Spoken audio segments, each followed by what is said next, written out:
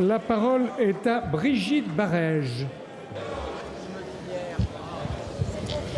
Un certain Sénèque, il y a bien longtemps, écrivait « Ce n'est pas parce que les choses sont difficiles que nous n'osons pas, c'est parce que nous n'osons pas qu'elles sont difficiles. » Le gouvernement vient de démontrer dans une affaire dont on vient de parler à l'instant, l'affaire Molex, qui semblait perdue d'avance, que le volontarisme est toujours payant. Je salue à cet égard l'intersyndicale exemplaire qui, depuis le début, depuis 1 an, a adopté une démarche constructive dans l'unité pour préserver les emplois, mais aussi une activité industrielle majeure dans cette région Midi-Pyrénées trop peu industrialisée. Le président de la République, à l'issue du sommet à l'Élysée, du sommet social le 1er juillet dernier, s'est prononcé avec fermeté vis-à-vis de l'équipementier américain en critiquant l'obstruction de la direction dans la recherche d'un repreneur et en lui demandant d'assumer ses dettes vis-à-vis des salariés qui ne sont pas des marchandises. Le président de la République s'est par ailleurs engagé à ce que l'État garantisse un éventuel repreneur. Ma question est la suivante, monsieur le ministre de l'Industrie. En tant que maire de Montauban, où demeurent 42 des 283 salariés de Molex et où sont implantés plusieurs sous-traitants, je souhaiterais savoir, monsieur le ministre, quelles sont les conditions de l'accord conclu cette nuit dans votre ministère. Je vous remercie. Monsieur le ministre de l'Industrie.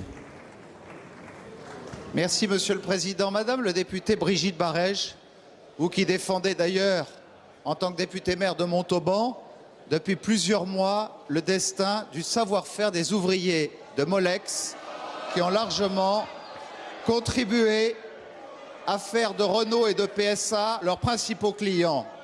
Je veux vous en remercier et vous dire qu'alors qu'il était inenvisageable qu'il y ait une reprise d'une activité industrielle à Villemur, comme je l'ai rappelé à M. Gérard Bapt il y a quelques instants, nous avons réussi à signer cette nuit un protocole d'accord qui garantit la reprise d'une activité industrielle qui ne cessera, grâce aux garanties de l'État, montée en puissance.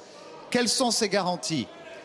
D'abord, 2,5 millions de garanties de chiffre d'affaires de la part de Molex pendant 2 ans. Ensuite, 5,4 millions de participation de Molex de suite. Ensuite, 1 million d'euros de capital de la part du repreneur HIG. Et enfin, non pas un crédit de la part de l'État, mais une garantie de la part de l'État de 6 600 000 euros.